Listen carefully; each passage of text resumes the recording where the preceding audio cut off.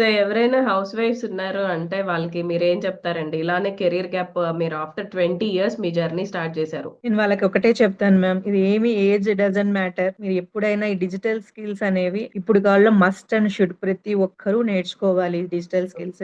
That హ్మ్. To our our academies Karvy digital academy మొత్తం కంప్లీట్‌గా తెలుగు స్టెప్ బై స్టెప్ హ్మ్.